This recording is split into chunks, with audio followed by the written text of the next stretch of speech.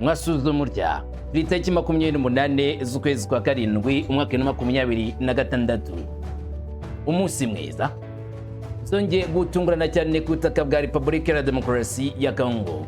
Hakomeje kuvugwa ibitero biremereye buri munsi buri saha, ntabwo hajya hiburira amakuru na cyane cyane ku rugamba ruhanganishije M23 ndetse na FARDC rwabonerwa igisubizo aho M23 ikomeje kurwana.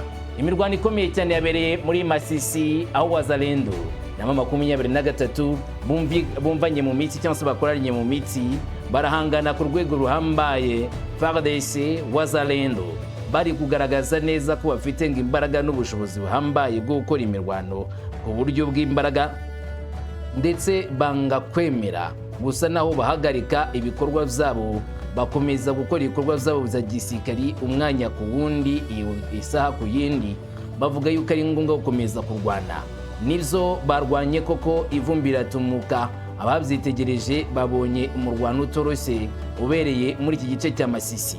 Ngo Rubaya baranayishaka ariko nayo usibye n'utu duce tundi barwaniyemo na Rubaya baravuga ko bayitegereje kandi bifuza kuyigenzura, kuyambura M23 akaba ariyo bayikoreramo. Ndaje nkubwire byinshi ku mirongo y'imbere ku rugamba. Hanyuma MRDP na M23 bagaragaye muri Kipupu aho Wazalendo ivuga ko ariko yayishubije kare, ariko nyuma Rugabo Fidara azogaragaza aya mashusho bari kuri Kipupu nkuko bibona ku cyapa atunga gato cyanditse Kipupu. Urayibona ahangaha bati nimurebe neza, twagarariye Kipupu, twamaze kuyambura FARDC na Wazalendo. Aka gace twe tukagenzura ku rwego rudasanzwe, ni twebwe turi gushyiraho umutekano. Aho Wazalendo na FARDC birukanse bagasiga. Urugamba rwagenze rute? Ese Wazalendo yo ivuga iki kuri Kipupu? Nazo urabimenya. Atari byo gusa, uyitwa Imani Nzenze ultimatum ni itangazo ry'ikubagaho bahawe ngo bagomba kubahiriza bidashyize kera, bibeshe ngo batinde baraza guhura n'uva gusenya. Nukumvira itegeko ryatanzwe bakumvira icyasabwe byihuse cyane, nta gutindiganya nta no gutekereza kabiri ngo batinjinganye cyangwa se habeho gukererwa. Nta bukererwa ukwiriye kuba kuri iri tangazo ryatanzwe na mwami, agaragaza neza cyane ko M23 ifite ikigomba gukora cyihutirwa cyane kugira ngo amahoro yizerwe ku butaka bwa Repubulika ya Demokarasi ya Congo. Nawe uti ye ndaje nkubwira ibiri kuvugwa byose ibizari byo cyane cyane kuri iyi gahunda ya gisirikari, ariko kandi nanone n'iri tangazo rikomeye rireba M23 aho Mwami Rajabu yagaragaje icyo asaba muri M23 byihuse cyane. Israeli na Repubulika ya Congo bakomeje gukorana nyuma yo gusoza amahugurwa abasirikari batorejwe muri Congo n'Abanyayisraeli. Abasirikari bambariye urugamba FARDC yagaragaje no ku rukuta rwabo ko ari abasirikari b'inkorokoro. Madamu Therese Wagner Kayikwamba yageze i Yerusalemu ahura n'uruhande rw'igihugu cya Israel maze basinyana amasezerano. Ni amasezerano akomeye cyane. Niwakorana na Amerika ngo ukorana na Israeli, reka da, wari wabona ahantu hari ubuki hatarageze inzuki? Ibyo ntabwo bishoboka. Imizinga yose igera mu inzuki. Leta z'Ubumwe za Amerika aho igeze, Israeli igomba kuba ihari. Uwo inshuti ya Israeli ni inshuti ya Amerika, inshuti ya Amerika ni inshuti ya Israeli. Umwanzi wa Amerika ni umwanzi wa Israeli, n'umwanzi wa Israeli umwanzi wa Amerika. Ntushaka kuvuga ko mwonsi ibere rimwe, ariko mu gihe utari inshuti y'umwe muri abo ngabo uba uri umwanzi wundi. Niko bimeze. None rero Leta Congo eri inshuti ya Leta z'Ubumwe za Amerika kuri ubu ngubu, yo na Israeli byari ngombwa ko bagirana umubano ukomeye. Hari icyo Israeli iteje kuri aricyo Congo iteje kuri Israeli nkuko Israeli aricyo iteze kuri Congo. Wigeze umva Burasirazuba bwa Congo bivuga ko bazazanamo Abanya-Israeli? Ngo ntabwo byumvise. Ndaje nkubwira amabanga yishe nyuma y'uruzinduko rwa Therese Kayikwamba muri Israel n'icyo biteze kuvanamo. Hanyuma ariko ingaruka z'ibihano zafashwe na Leta z'Ubumwe za Amerika n'umuryango w'abibumbye kuri M23. Izi ngaruka zikomeje kuba nyinshi ku ruhande rwa M23 nkuko amakuru agenda avugwa abigaragaza. Ngo ni ibikorwa bikomeje kugaragara cyane cyane kuri tele, aho M23 ngo yaba yatangiye gushaka umusada mu masivili nyuma yuko ibihano biri kubagiraho ingaruka. Ibyo bihano ni ibihe? Byagenze gute? Ese biri kuvugwa na Kongomani bande? Ni iki kiri kuvugwa kuri M23 nyuma y'ibihano bafatiwe? bashinjwa gukomeza gukora ibikorwa by'intambara ku butaka bwa Repubulika ya Kongo, ndetse Amerika ntitinye kuvuga ko aribo bateza amacakubiri n'intambara ku butaka bwa Kongo, nyamara yo M23 igaragaza yuko aribo bazaniye amahoro abakongomani benshi kandi bifuza kuzana ituze ku butaka bwa Kongo. Byose ndabikubwira uko byakabaye, nta na kimwe nshyize ku ruhande. Reka nguhe ikaze maze tuyane ku musozo. Jewe Rumungu wa Kamanzi w'Uruwande, ikaze nk'ibisanzwe.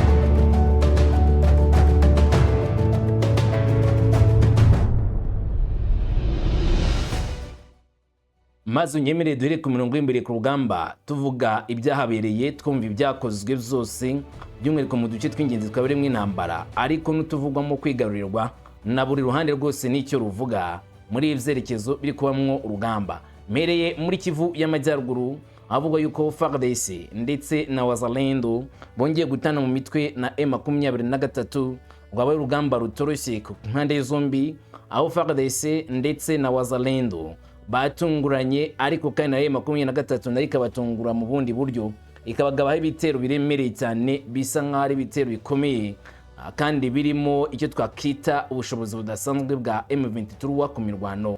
Bagaragaje kuri iyi nshuro ko ari abasikari b'abanyembaraga koko, bafite ubushobozi, bafite imbaraga, bafite ndetse n'imbaraga zidasanzwe mu mirwano, ari nabyo byaje gutuma FARDC nayo itekereza ukundi, iti kweri bano basikare M23 ntago ari abantu bo gupfa gukinisha. Byagenze gute? Amakuru avuga yuko atari iby'uyu munsi gusa. Kuva tariki 24 Nyakanga 2026 hatangiye imirwano mishya hagati y'inyeshyamba za FC23 n'imitwe myinshi ya Wazalendo mu majyepfo y'agace ka Masisi muri Kivu y'Amajyaruguru. Iyi mirwano iravugwa mu duce twinshi turimo mitwe ya Kibabi ya mbere ndetse na Kibabi ya kabiri, akomeje guhungabanirwa umutekano ukomeye, abaturage bagagira ubwoba. Nimvuga amajyepfo ya Masisi wumve ibice bituka muri Kazinga usa n'uwerekeza muri Rubaya, uko niyo target y'abatuka ku ruhande rwa Kongo, ariko kandi nanone ikaba inzira ijya muri Walikale ku ruhande rwa M23, nabo bafite target bashaka kujya gufata Walikale ngo bayigarure, bazi ko Walikale ari liye strategique cyane, kuyifite abagenzura byinshi, kubwiza M23 nayo Walikale baba bayishaka nkuko Kongo ibishaka Rubaya na Masisi centre. Nkuko amakuru rero akomeza kubyemeza cyangwa se abitangaza, amakuru aturuka mu gace aravuga ko hari ibiganiro, hari guhangana kw'intwaro zikomeye, twavuga ngo ni nko kuganira kw'intwaro, kumvikana kw'ibitero kw'ibisasu biturika ku ruhande rumwe n'urundi ruhande. Intwaro zikomeye n'iziciriritse zarumvikanye kuva kuwa mbere mu gitondo misozi ireba imidugudu ya Kasoko, Musebere n'ibice biyikikije mu itsinda rya Ufamandu ya mbere mu bwami bwa Bahunde. Buretse gato, agace ka Musebere, Rusebere ndetse na Kibati ni ibice bisa nk'aho biri kuri linye imwe cyangwa se biteganye.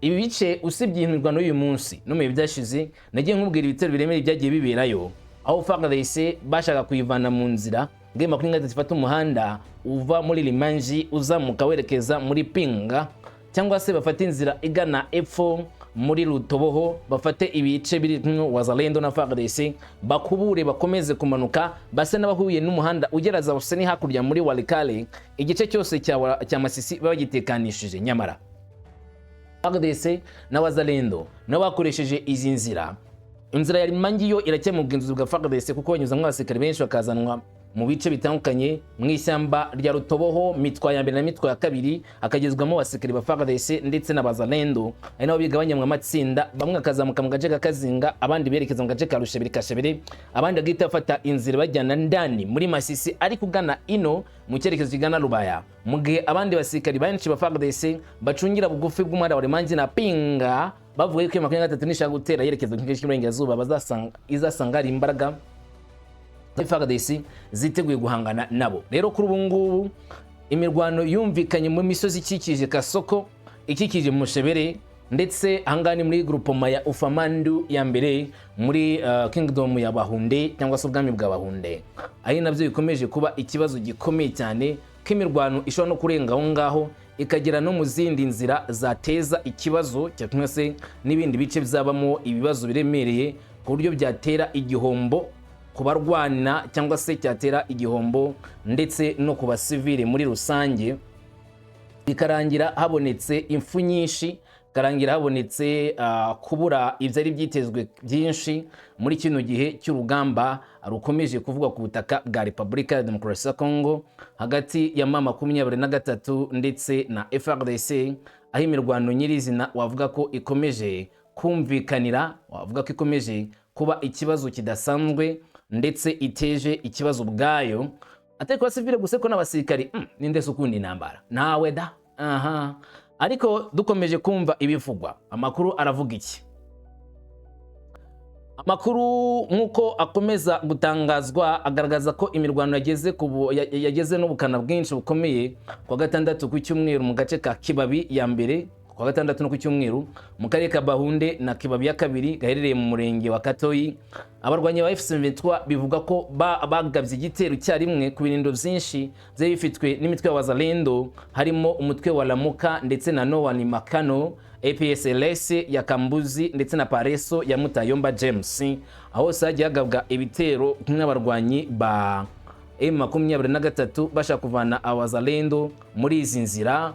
Birangira rero ibibazo bibaye isereri ku buryo bukomeye, ari nabyo byongeye kugarukwaho cyane bivugwa ko uko ibintu bikujya mbere bikomeje gutera ikibazo cyinshi ndetse n'umuhangayiko ukomeye kuri ku batuye kariya karere, ariko atari bo gusa ahubwo no ku basivile bose no basirikari bamwe bibaza ngo mbese aka gace tukagumamo cyangwa turakavamo.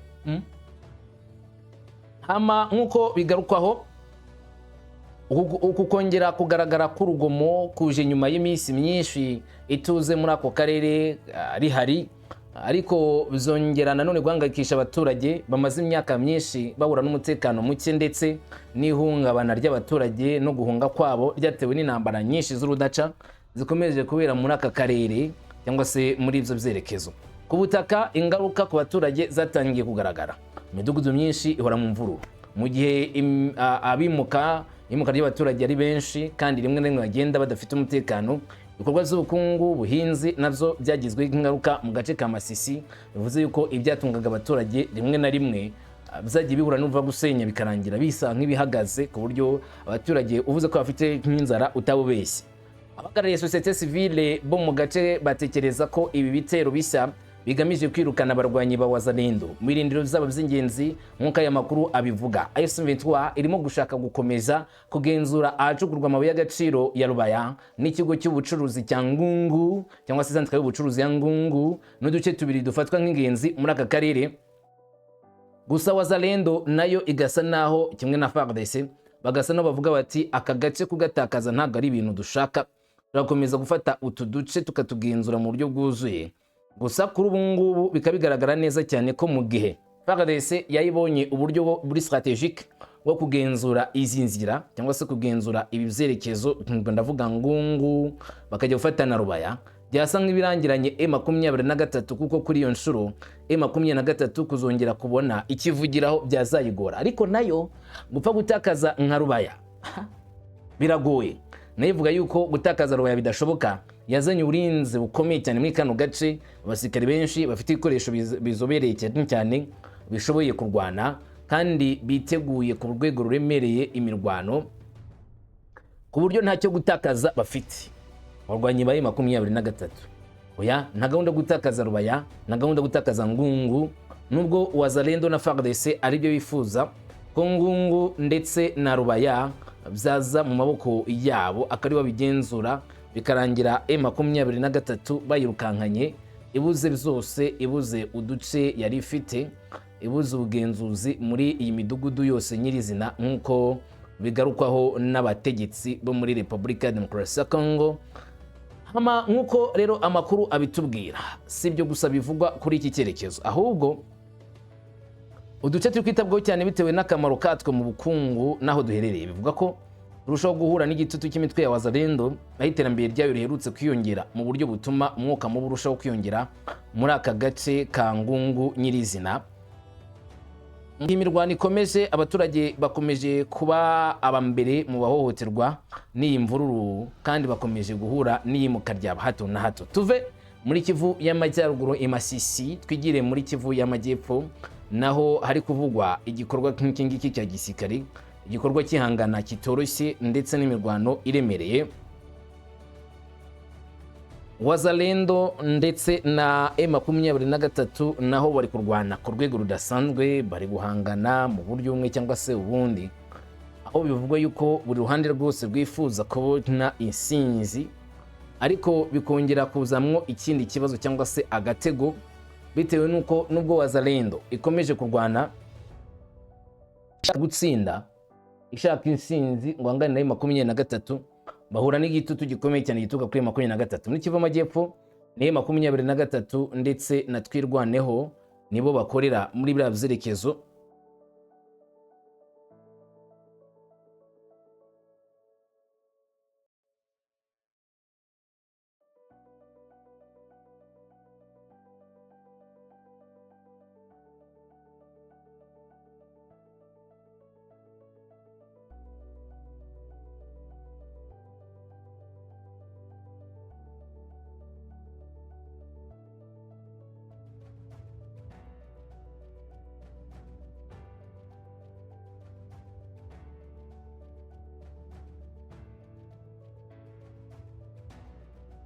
Nibo barwanira muri bya byerekezo, aho imirwano ikomeje kuba iyanga, ndetse umuntu akaba yanemeza yuko rimwe na rimwe bitera ikindi kibazo cyihariye, kandi ikibazo wavuga ngo benshi bibwiraga ko gishobora gukemuka wenda mu buryo bwihuse, ariko yaba Wazalendo yaba M23 bose bakomeza kugaragaza neza yuko ntawe ushaka kuva ku izima, nawe ushaka gutakaza ubushobozi bwe n'ubugenzuzi bwe mu gace kari kubiramo umurwano. Ari nayo mpamvu nyine ibibazo bikomeza gukomera muri aka gace.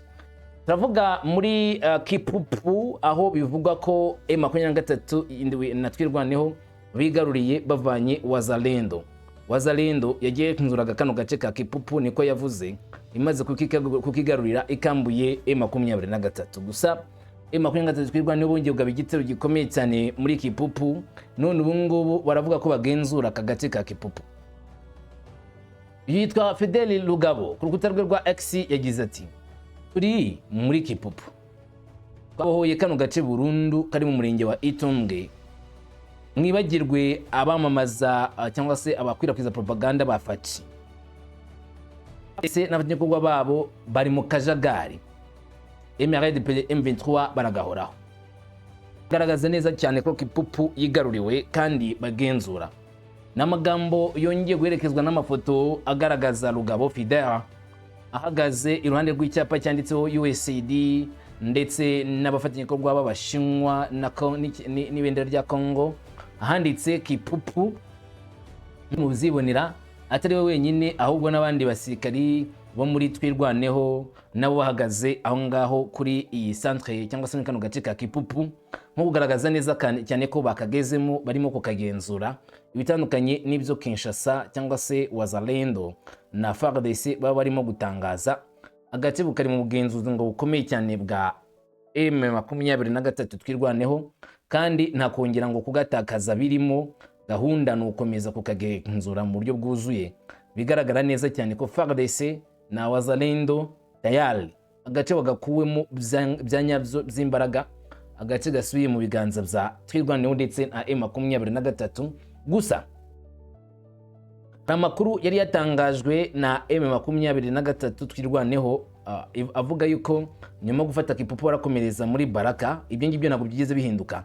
Gusa Wazalendo iri yabanje gutangaza ko Kipupu bayambuye M23 mu gitero cyabahuje cy'imbaraga, bikarangira aka gace aribo bakagenzura. Gusa aya makuru nyuma byaje kugaragara neza cyane ko atarayo kwizerwa, kuko aka gace bigaragara neza cyane ko karimwo M23 ibitandukanye cyane ibyo byatangajwe yuko kagenzurwa na Wazalendo. Gusa Wazalendo bari bavuze neza ko agace bakarimo byuzuye kandi aribo bakagenzura bya nyabyo nko kugaragaza neza cyane ko banakomeza kukabamo cyangwa se kugakoreramo. Ibi ngibi byongeye kugarukwaho cyane n'abarwanashyaka ba M23 bavugaga yuko ibiri kuvugwa na FARDC ndetse na Wazalendo ari ikinyoma, atari ibintu byo kwizerwa, ndetse rimwe na rimwe bajya bakunda kuvuga ibyo batanakoze kugira ngo bayobye uburari ndetse banabashe gutera ubwoba abaturage bari mu bice bigenzurwa na M23 ngo babwirwe yuko intambara FARDC ikikomeje, cyangwa se M23 na FARDC bagiye gukomeza guhangana kandi gagace bagashyizemo umutekano mu buryo bwuzuye. Gusa bivugwa na M23 bikongera gutizwa imbaraga nanone n'ibigaragara nanone kuri tele yuko uduce baba baturimo kandi batugenzura. Ndavuga M23 nk'igihamya kigaragaza neza ko inzira nyamukuru baba baranyuzemo ari yo gutanga umutekano mu gace runaka, kandi umutekano iyo wabonetse byose biba byabaye byiza cyane, nko kugaragaza neza cyane ko ikintu cy'ingenzi kuri M23 wari umutekano wa Rwanda, kandi uwo mutekano wabonetse ubwo byose nyine biri mu buryo. Tugiye kuri Imam Nzenze nawe utamerewe neza, yaka nagamerewe neza da. Itangazo nk'iri ngi nabavuga ko ari akantu koroshye. Bwana Rajabu Rugishi ni umunyamuryango wo ku rwego rwo hejuru w'inyeshyamba za FC23 ukomoka mu gace ka Kalehe muri Kivu y'Amajyepfo. Abantu bavuze ari umukandida ku mwanya w'umudepite mu gihugu. Rero yahaye FC23 amasa 72 kugira ngo barekuye muri umunawe waburiwe irengero kuva ku ya 5 Gushyingo 2025. Bamurekuye amasa 72 atarengaho ni segonda na rimwe. Uyu murumuna wa Bwana Mwami Rajab abe yarekuwe. Ultimatum itangazo rikomeye cyane yandikiye. Cyo ni foto ya Imam Nzenze nkuko bivugwa n'umuhungu n'uyu wavuga ko akorana na M23 muri Kalehe. Akaba atazi gusoma no kwandika, kandi akaba ngo n'uteka mutwe niko bamwita.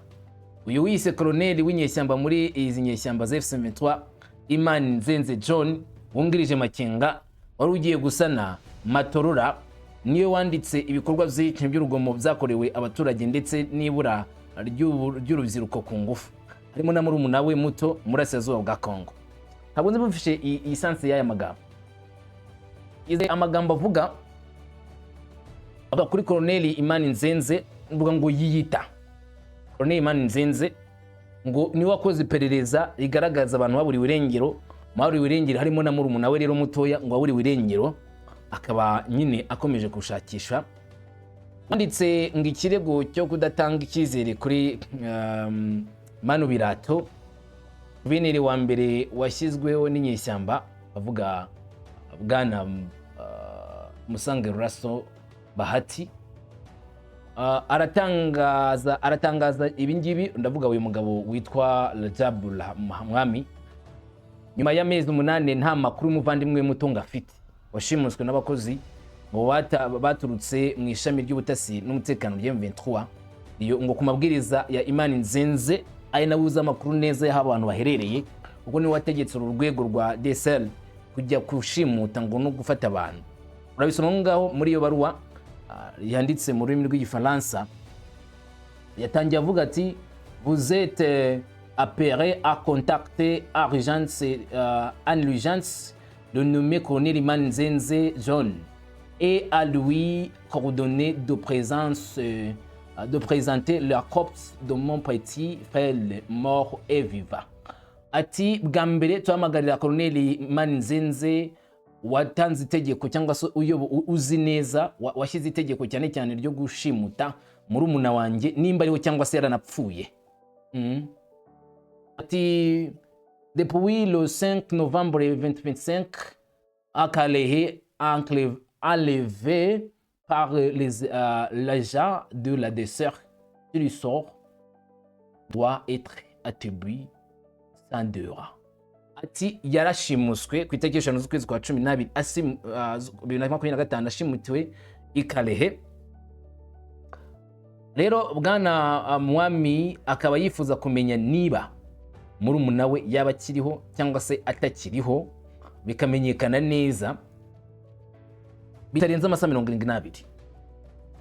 asezeranya ibikorwa bikomeye by'inyeshyamba bishobora kuba niba muri umunara muto atabonetse yaba yapfuye cyangwa se ari muzima. Nimba yanapfuye bamuzanira umurambo, niba ari muzima aboneke masaha 72 uhereye kuwa mbere tariki 27 Nyakanga 2026, kandi agasaba n'abandi bahohotewe gukurikizwaho nabo bakaboneka, abandi bose bashimuswe. Ubwo zangiye kubyara amaharire muri 23. Ibyo ngo abanga bavuga yuko ari abantu bundi bagakoranye ariko ntago bumva ibintu kimwe. Zabuzwe na Human Rights Watch bavuga ko muri 23 harimo igikorwa cyo gushimuta.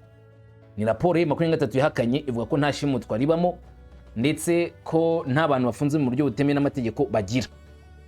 Bavuga ko ibyo ngibyo ari raporo y'ikinyoma igendereye cyane cyane politiki yo gufasha Tshisekedi Tshilombo mu buryo bwe bw'imiyoborere. Hama nyuma M23 byongera kugaragazwa nanone mu yindi raporo yasohowe na Amnesty International, nabo bagaragaza neza ko ari ikibazo cy'uburenganzira bwa muntu kibarizwa muri Kivu Amajyaruguru na Kivu y'Epfo. Nabyo M23 irabihakana. UN Group of Experts nabo misi ishize bagaragaza n'abantu bahohotewe ndetse n'ibikorwa zagiye biba ahantu hatandukanye, imfu, ishimutwa, gufungwa bitemewe n'ibindi. Nabyo M23 irabihakana. None kuri ubu ngubu Bana Mwami Rajab akaba agaragaza ko we noneho mukuru murumuna we yashimuswe ni 23 n'itariki arayivuga ndetse n'abatanze iryo tegeko arabavuga. Mani Nzenze ari watanze iryo tegeko. Hari kwibazwa none umuntu ukwana naye 23 bashimuta murumuna we byagenze uti? Ese murumuna we yiri yakoze iki? Ese koko ni ibyanyabye 23 irashimuta? Ibyo nabyo bigatera kwibaza byinshi niba koko byaba ari impamo, byaba ari ukuri ko M23 iki cyaha cy'ubushimusi cyayivugwaho kikaba cyakemerwa kari icyanyacyo, nkuko benshi akomeze kwibaza no gutegereza kumenya ukuri kw'ibirimo kuvugwa kuri tele, niba koko M23 iki cyaha cyaza kuyihama abantu bakemeza bati burya iranashimuta da. Reka dutegereze amasaha 72 ngo nashira haraza kubiki. Tujye muri Israel i Yerusalemu. I Yerusalemu haravugwa akantu cyangwa se ikintu gikomeye, umuhuro wa Madame Therese Wagner Kayikwamba ndetse na Gideon Sara wa Israel n'umuhuro utangaje. Ni bwana Gideon Sara ku rukuta rwa X yanditse agira ati nishimiye kwakira Minisitiri w'Ububanyi n'Amahanga wa Kongo Kayikwamba i Yerusalemu uyu munsi nk'umwe mu bagize akanama k'umutekano Kaloni. DRC ifite ijambo rikomeye, duha agaciro ubucuti bwayo n'inkunga ifitiye Isirayeli ku rwego mpuzamahanga. Uretse gato agaciro ubushuti bukomeye hagati y'ibihugu zombi ndetse ngo n'inkunga Kongo ihasira Isirayeli ruhando mpuzamahanga. Ngubu hari ibintu byinshi byo kwibaza. Kongo mu bihe bishize igeze gushinja Isirayeli kwataka Libani, kwataka cyane cyane Gaza, bavuga ko ibyo bitero bikoma guhagarara. Sinzi uyu munsi bakongera kuvuga ibyo ngibyo bitewe n'impamvu eshatu. Ya mbere, Isirayeli yiyemeje gufasha Kongo mu gukomeza igisirikari cyayo, harimo inkunga y'imyitozo gisirikari. Amakuru akaba nemeza yuko bishoboka cyane ko Misiri imbere hari inama ishobora kuza hagati y'igisirikari cya Kongo na ADF igisirikari cya Isirayeli mu kureba nimba ari inkunga y'igisirikari n'uva y'ibikoresho yava muri Tel Aviv. Kabiri, igihugu cya Isirayeli kigufasha Kongo mu bijyanye na diplomasi ndetse n'amakuru y'ubutasi. Amakuru akanemeze ko Isirayeli nayo yiteze kuri Kongo kubona amabuye y'ingenzi cyane cyane muri kino gihe bakeneye ngo bongere buzuze ububiko bwabo amasasu, ariko nanone no mu rugamba rw'ikoranabuhanga babone umutungo kamere muri Kongo. Ikindi no komeza kurera igisabo kibitswemo amata cya Leta Zunze Ubumwe za Amerika, kuko Amerika na Leta ya Kongo patana rugi muri iyi minsi. Ibazwa ibibazo bitatu. Isirayeli isanzwe n'inshuti y'u Rwanda, yaba igiye kugambanira u Rwanda igafatanya na Kongo kubwa Leta Zunze Ubumwe za Amerika. Nibyo Isirayeli n'u Rwanda ni patana rugi, bari inshuti mbere yuko banafatanyije cyane cyane mu bikorwa bitandukanye. N'uruganda rukora intwaro mu Rwanda ruhuje u Rwanda ndetse na Isirayeli, Armako none cyangwa se Remiko. None uyu munsi Kongo na Isirayeli izatambatamba ite muri ubu bucuti bwa Kongo n'u Rwanda? Bamwe mu bashatse gukorera nk'ibi ngibi u Rwanda rutarucana umubano nabo aribo Babirigi, nubwo hari harimo n'ibindi byinshi by'ibihato bitandukanye. agenda gute ni ukwitega amaso gusa. Akomeza agira ati twasinye amasezerano abiri y'ubufatanye ku mahugurwa ya diplomasi n'inama za politika, tunaganira ku mubano wacu ukomeje kwiyongera, harimo umubano unyuze muri Mashav. Agira ati Israel irimo kandi gufasha Kongo Kinshasa mu kurwanya Ebola, aho toni 3 z'ubufasha bw'ubuvuzi zageze muri Kongo kandi ziteguye koherezwa aho Ebola iri. What? Hanyuma uyu mugabo akomeza agira ati twaganiriye n'ibibazo by'akarere Israel ihanganye nabyo, ngo nibazo bya Libani, ibibazo bya Iran, ibibazo bya Gaza, sibyo, ndetse n'amasezerano y'amahoro n'u Rwanda, n'amahoro n'u Rwanda, n'amasezerano ya Kongo n'u Rwanda. Ibihugu zombi byaganiriye ku bibazo by'umutekano, baganiriye ku bibazo bya Israel, banaganira ku bibazo bya Kongo bijyanye n'amasezerano y'amahoro ya Washington yasinyanye n'u Rwanda Kongo. Ati ndetse n'akamaro ko gushyira mu bikorwa byuzuye by'ayo masezerano impande zose kugira ngo akarere gatuze kandi gakomeze kugira amahoro. Ibi ni ibyaganiriwe hagati ya Kaikwamba Wagner ndetse na Gideon Saar, n'umunyamabanga n'amahanga wa Israel. Kuganira kuri ibi kuri ubufatanye bw'ibihugu zombi, yase kuganira kuri ibihugu zombi muri ubwo buryo, bamwe bashimangiye cyane ko ari intera isimishije ubwo no ku ruhande rwa Israel ariko no ku ruhande rwa Kongo, ndetse binagaragara neza cyane ko Repubulika ya Kongo ishobora kuzungukira cyane muri buno bufasha n'ubufatanye bwa leta Israel na leta Kongo, ushobora kuzazana inyungu ihambaye mu buryo bwa diplomasi mu misi yenda iri imbere. Komeza kwihanga amaso nibyo byiza, kazamenya ngo niki kizava muri buno bufatanye bw'ibihugu zombi Israel na Repubulika ya Demokarasi ya Kongo. Ingaruka z'ibihano kuri 23 zagaragaye, harimo gusabwa ngo abaturage bidasanzwe n'ibiki byavuzwe nande. Yitwa Daniel Micombero Batbenga, dore ibyo yanditse akunze kuvugira ku ruhande rwa leta ya Kongo. Ati mu gihe abayobozi benshi ba politiki n'abagisirikare b'M23 bafatiwe ibihano na leta z'ubumwe za Amerika, umuryango umwe bw'Uburayi n'umuryango w'abibumbye bivuga ko umutwe nyishyamba urimo gutangiza ubukangurambaga bwo gutegura imyigaragambyo ngo yo gushyigikira uturere ugenzura, nk'uko bizagaragajwe n'ubuhamya bwinshi bwakusanyijwe abantu bw'M23 bari gutegura imyigaragambyo yo kugira ngo bamagane ibyo byemezo by'iyo miryango no kugira ngo abaturage bigaragare ko bari gushyigikira M23. Nk'uko amakuru ngaturuka mu gace ko muri ibyo byerekeza bivuga, kuwa mbere Igoma habaye inama yahuje abayobozi b'ibanze b'uyu mutwe ndetse n'abatware gakondo bo mu turere turimo n'akarere ka Nyiragongo. Muri iki gihe bivugwa ko basabwe gukusanya abaturage bo mu duce batuyemo kugira ngo bizere ko abantu benshi bazitabira imyigaragambyo yemejwe. Amabendera n'ibindi bikoresho by'itumanaho byamaze gutangwa mu rwego rwo kwitegura iyi mikoranire ndetse n'imyigaragambyo ipanzwe na M23. Ngo si imyigaragambyo yapanzwe n'abaturage ku giti cyabo, ahubwo ni imyigaragambyo ya politiki iteguwe na M23 ko ibi ngibi ariko nta yigeze bitangaza. Gusa iyo myigaragambyo yamutse ibaye nk'uko Batbenga bivuga, bigaragaza ko iyo nama yabayeho, ariko mu gihe iyo myigaragambyo itari yaba bishoboka cyane ko ari icyuka.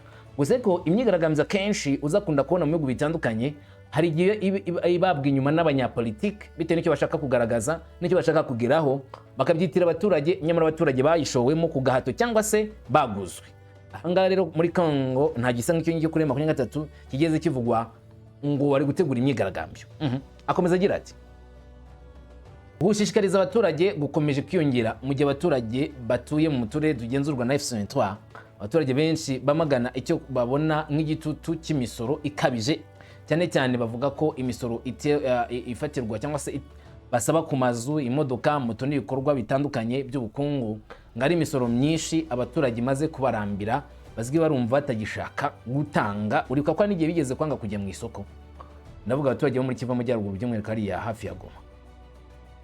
Ubuhamya kandi buvuga ko imibereho yarushijeho kuba mibi, byagaragaye ko ngo ubugizi bwa nabi bwiyongereye ndetse n'imirambo idafite ubuzima abantu bagiye baboneka bapfuye, cyane ngo mu kiyaga cya Kivu, akibazwa uko babishwe bikabayobera. Batbenga ati byongeye kandi raporo zikurikiranye ziturutse mu itsinda ry'impuguke z'umuryango w'abibumbye zishinja u Rwanda gushyigikira M23 no gukoresha mu buryo butemewe umutungo w'amabuye y'agaciro uturuka mu burasirazuba bwa Kongo, mu buryo nyine butemewe n'amategeko no gukomeza ibyo bikorwa bya gisirikari. Bakomeza bagira bati muri Kamanyola mu gace ka Walungu muri Kivu Amajyepfo hari umwuka mubi cyane. Mu itangazo ryoherejwe itangazamakuru, umuntu ukomeye wo muri ako gace avuga ko ngo habaye inama ku cyumweru nimugoroba aho abayobozi b'amadini n'abategetsi gakondo, abantu bakomeye n'abagarariye imiryango yo muri ako gace ngo bategetswe kwitabira urugendo rwo gushyigikira umutwe w'inyeshyamba M23.